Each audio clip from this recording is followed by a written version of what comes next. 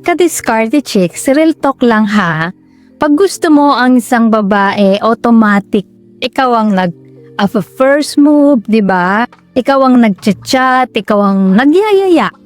Ikaw ang nag-a-adjust, pero paano kung sabihin ko sa'yo may paraan para siya na mismo ang lalapit sa'yo?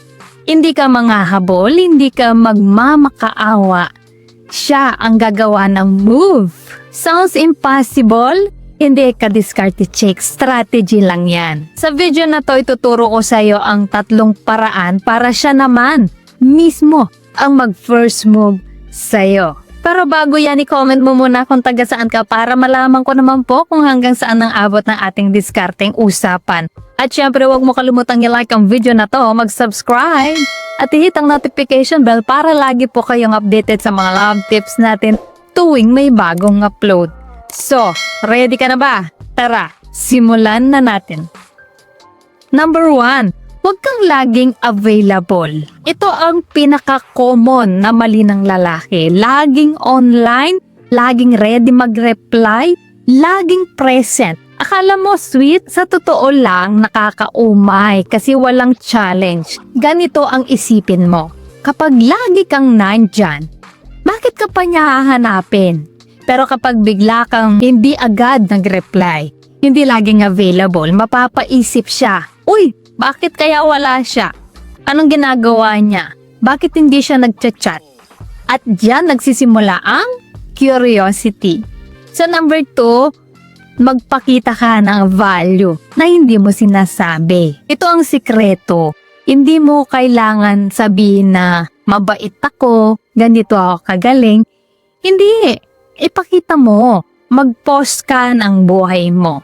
Hindi para magyabang, kundi para ipakita na may direction ka, busy ka, may ginagawa ka, may goals ka, may sariling mundo ka. Kasi ang babae, naa-attract yan sa lalaking may sariling buhay. At kapag nakita niya na hindi umiikot sa'yo ang mundo, siya ang gustong pumasok sa mundo mo.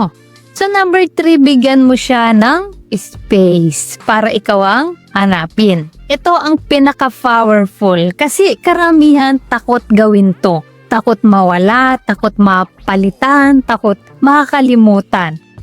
Pero ka-discarte chicks, kailangan mong umatras para siya ang humabol. Hindi ka mawawala totally ha, pero hindi ka rin laging nandyan. Hayaan mong maramdaman niya ang absence mo. Kasi minsan, doon lang nare-realize ng isang tao ang value mo kapag hindi ka na niya nararamdaman. Ka-discarte chicks, kung gusto mo na ikaw lagi ang hinahabol, kailangan mong itigil ang pagiging laging available. Kasi sa totoo lang, hindi effort ang nakaka-attract. Mystery at value. Hindi mo kailangan manghabol, hindi mo kailangan magmakaawa. Ang kailangan mo lang ayusin ang sarili mo.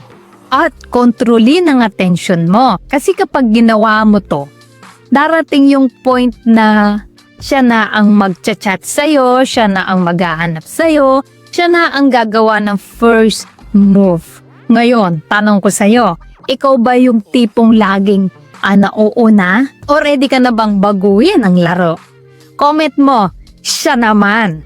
Kung gusto mong siya na ang mag-first move sa'yo. At kung gusto mo pa ng ganitong diskarte, like, share, subscribe ka na dahil dito sa Discarte Chicks, hindi ka lang natuturuan manligaw. Tuturuan kitang maging hinahabol. So ayan mga ka-Discarte Chicks, sana may natutunan po kayo sa video natin ngayon. At syempre bago pa tayo matapos, shoutout muna sa ating mga masugid na tagapanood na sina Emilio Labana ng Pagsanhan, Laguna, Raul Andal ng Kumintang, Ibaba, Batangas City, Bernie Bailosias from Cebu, Mandaue City, Dan Austria ng Magalang, Pampanga, Ronald Tivoli from Pampanga, Richard De La Cruz ng Misamis Oriental, Mark Loren ng Fairview, Quezon City, Edmond Aguilar from San Lorenzo Ruiz, Taytay Rizal, Rene Rojas ng Molino Reg, Cres Cavite, Edwin Cabrera ng Rosario Cavite, Florencio Tabancura, Eds taga Hawaii, Anthony Ramos ng Batangas,